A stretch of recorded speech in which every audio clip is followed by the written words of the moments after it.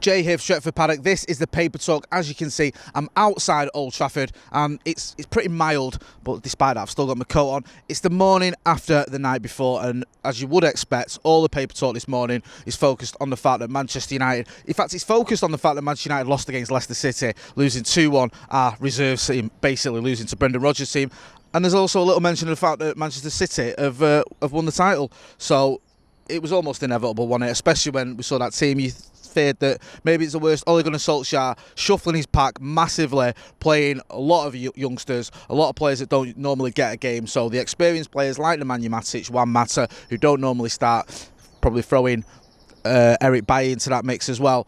Plus a couple of youngsters, Anthony Elanga, Brandon Williams, who's still a youngster, people forget that, Amad Diallo as well, Mason Greenwood, who's now a first team member, leading the line as well. Wasn't to be. United going down 2-1 despite Mason Greenwood's goal.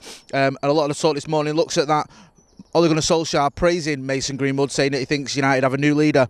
He said about Mason, he's had his form for a long time. I think he's played really, really well for a long, long spell. And today, when he looks to his right and his left and has got Amad Diallo, of course, and Anthony Elanga next to him, two lads making their Premier League starts debut. He thinks he's got to be the main man and take responsibility, and he did.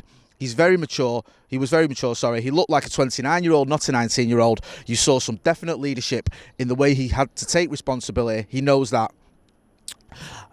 He knows he's got Amad and Anthony next to him. He looks at them and thinks, I've got 100 games here, so I need to help them.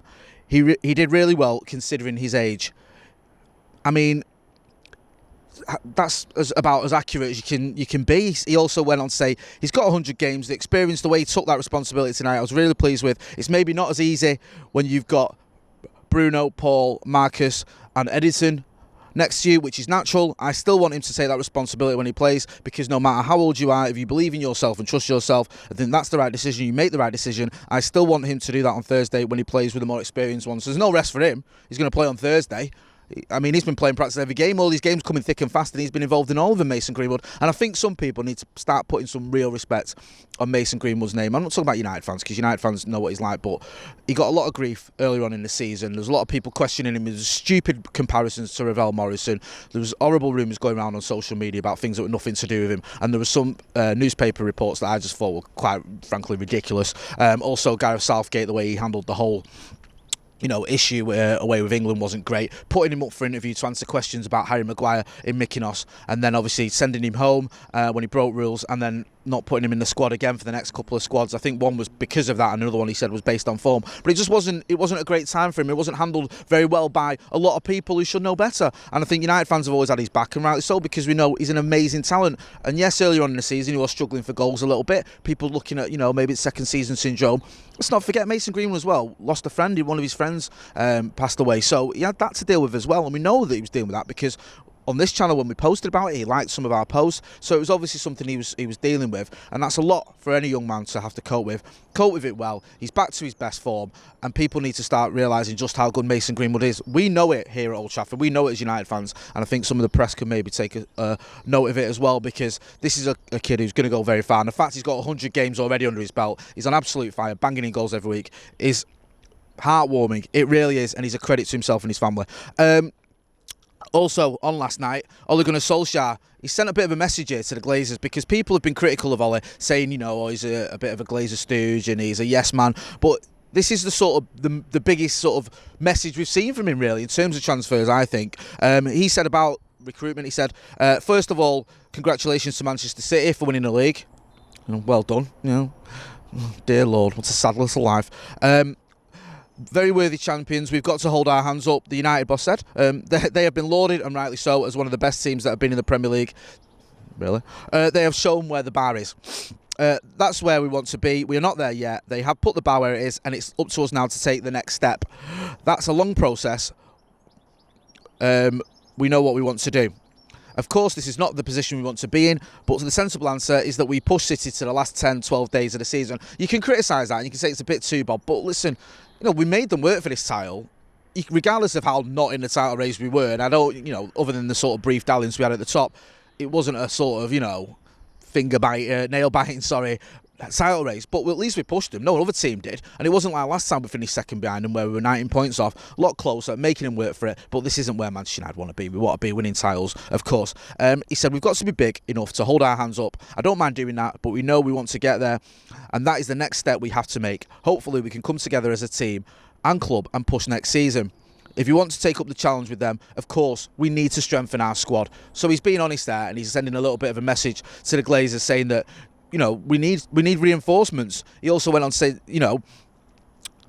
we want to be the next step, and it might be that we need a couple more to strengthen the squad. So he's saying there we need signings, and we don't need signings that are just going to, sort of barely play. We don't need another, no disrespect to him, but another Facundo Pellistri, for example, who comes in and goes out on loan. We need players that can come in and trouble the first team and be an option, a good option for us if we get injuries. That's been a massive difference for Manchester City and Manchester United this season. When we've had one or two injuries, when we've lost someone like Paul Pogba, we haven't had a replacement. Manchester City lose someone like Kevin De Bruyne and they get in Bernardo Silva or whoever. They've got options. They lose, Diaz or John Stones, they've got a Laporte. We don't have that strength in depth, and I think that's what's really undone us this season. And they're always sending a message to the owners, we need to strengthen, we need signings, and I hope that they back him, because if they don't, then they can't even pretend that they care, because that's all they do at the minute. They're pretending that they care about Manchester United Football Club. More on that in a minute, when we know they don't. But they need to show that with some real signings. It's not just about signings when it comes to the Glazed Out protest, and I'll get to that in a minute. But they do need to back this manager if we are going to be successful, and we are going to start challenging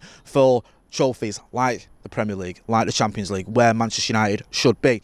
There was a lot of furore on social media last night. There was a lot of talk about Liverpool fans all upset because Ollie played a second string team, and the fact that we have sort of gifted Leicester an advantage in the top race for the top four.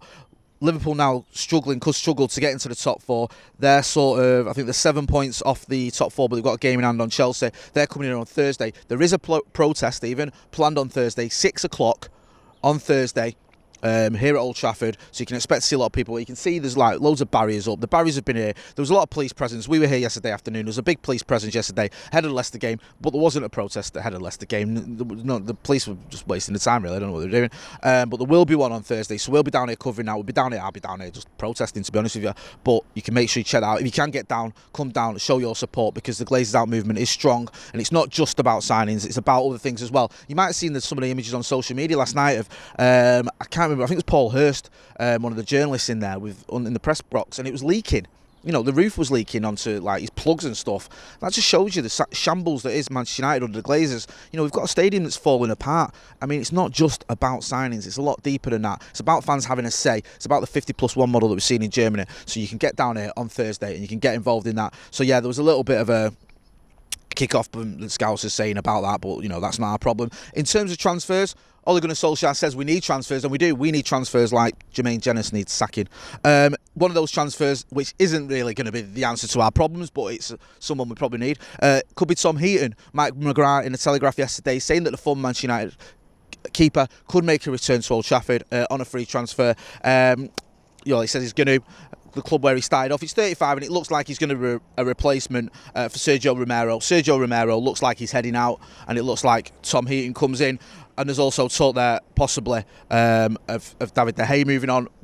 We'll see what happens with that one. David De Gea, is he going to move on? There's a chance he could do, because when everyone's fit and when we've got, in the league at least, he doesn't start. And a player like that, a 4 times player of the year, I don't think he's going to stick around for much longer if he's not first choice. So it could be Romero and De Gea leave and Tom Heaton comes back in. I mean, 35, best days are behind him, but as a goalkeeper, it's not that old. I mean, he's still got a couple of seasons left in him. We know that he is a decent, strong keeper. He had a very good performance for Burnley, I think it was, a few years ago, where he was just unbeatable, wasn't he, when we drew 0-0. So he's going to come in as a replacement for Sergio Romero. That is almost like for like, and that's not the answer to Manchester United's problems. We need to strengthen a lot stronger than that, and hopefully we will do. As I said earlier, the protest here on Thursday, so make sure you're down here for that. Some good performances last night. Wasn't the result we wanted, and obviously Manchester City winning the league isn't what we wanted, but Ole Gunnar Solskjaer has sent a clear message to the Glazers that he needs transfers, and we're going to send a clear message to the Glazers on Thursday that we need to be listened to. We've seen sponsors pulling out as well. We've seen, I think it was the coffee sponsor, was it? The Melita, whatever they're called. Why we have a coffee sponsor is beyond me, but we do. And apparently they're not unhappy with the sort of the kickback from Manchester United fans. The talk of them pulling out. We covered that earlier on in the week. Other sponsors pulling out. There was the Hook Group, I think, who pulled out of the sponsorship of the training kits. So it's beginning. The Glazers are beginning to feel the pinch, and we're going to keep protesting. We're going to keep pushing them. So, like I said earlier, make sure you check out the channel. We'll be covering all that. If you've not done already, you can see the reaction from last night's game. If you want to relive any of it, it's up to you. But we've got some good interviews and fan cams there. Alexis Nunes from ESPN, Maka as well, giving his verdicts on it. And there was also the live review. So go and check that out. We'll have the podcast, as usual, coming up later on this week. We've got Howson's Brew with a very special guest on Friday. So make sure you're checking that out. And we'll be looking ahead to the Liverpool game, as usual. Who knows if it's going to go ahead? We decide when you play. I've been Jay Motti. This has been the Paper Talk. Don't forget to hit like, share and subscribe. Thanks for watching.